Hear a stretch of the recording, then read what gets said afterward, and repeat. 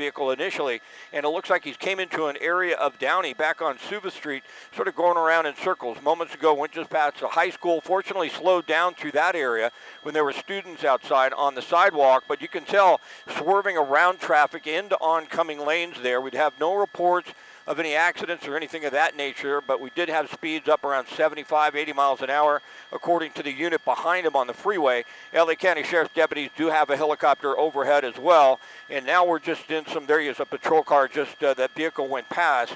Now they're just following from overhead. They don't have a unit right behind.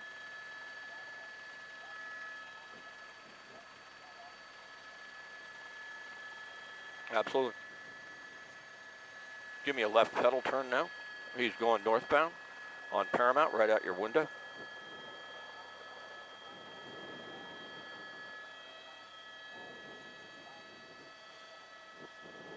Yeah.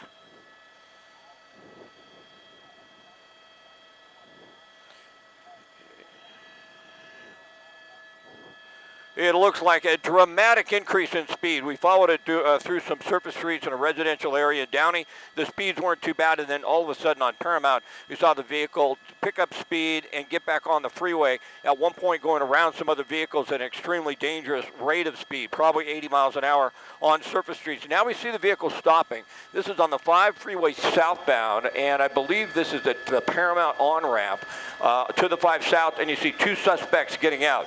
There's a helicopter overhead. It looks like they're trying to run on the freeway. I'm not certain that strategy is going to do them very well, because there's a lot of patrol cars headed in this location. But the takeaway here, Philip, is that we no longer have that vehicle traveling at high rates of speed, endangering people on the freeway and in the residential area in Downey. I would think these 2 suspects will be in custody here in just a moment. Well, Scott, it looked as if there was a car on the shoulder just a moment ago. Did that person drive away? Yeah, okay, so they've left. There for a second, I thought maybe they just pulled over and were going to get in another vehicle. But, yeah, you're right. Goodness. Now he's going to cross the freeway. What this guy's trying to do, if he's going to try and commandeer a vehicle or try and see if someone will stop for him. But, no, it looks like he's going to try and run across the traffic lanes.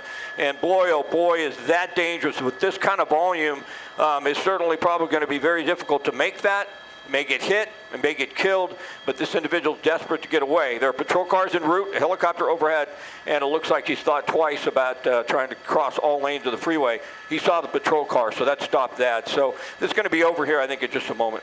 Well, and then the other person is in front of him. Now, that person has not shown any desire to try to cross the freeway, but it looks as if with multiple cars, one is going to go forward and take that suspect, and then we have this person who's just walking along the freeway. So you're right, Scott, though. They drove through a school zone at a pretty high rate of speed. They hit a couple of speed bumps. We thought for a second that they could lose control as they were driving through stop signs, but it does look as if this stolen vehicle pursuit is going to come to an end here.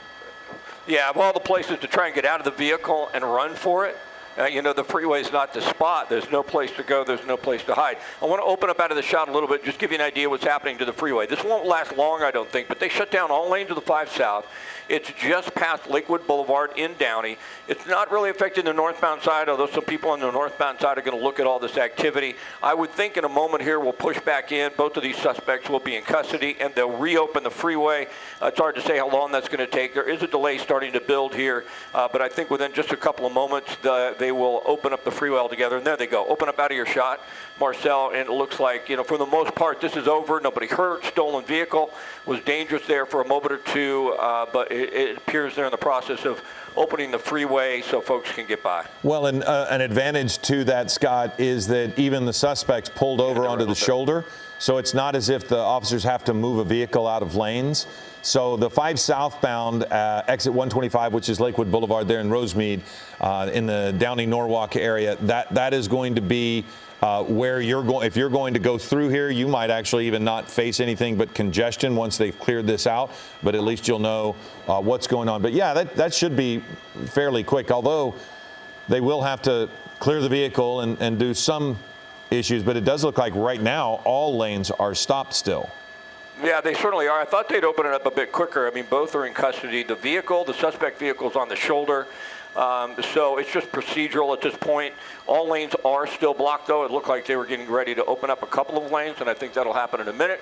And we are seeing a northbound delay. So it's on the southbound side before you get to Lakewood, just past Paramount and Downey. The northbound side is starting to see a delay as you make your way up, out of Norwalk on the North 5. Once they wrap this up, I think it'll dissipate pretty quickly, but the southbound 5 is already backed up maybe a mile or two out of Commerce. So the longer they keep this shut down, the more delays we're going to see in the freeway.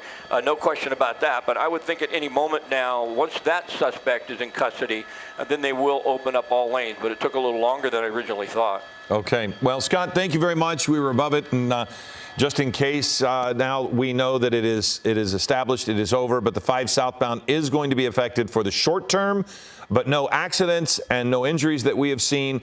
The suspect vehicle is off on the shoulder. So as Scott mentioned, once they get these guys in custody, they're probably going to be able to open lanes up, and the congestion should clear pretty quickly. So we're going to go ahead and return to regular programming. If anything develops on this, we will, of course, return to it, but it does appear as if it's over. Scott Reif in Air 7 HD, thank you very much, and we will now return you to programming and have the latest on this Eyewitness News at 11 a.m.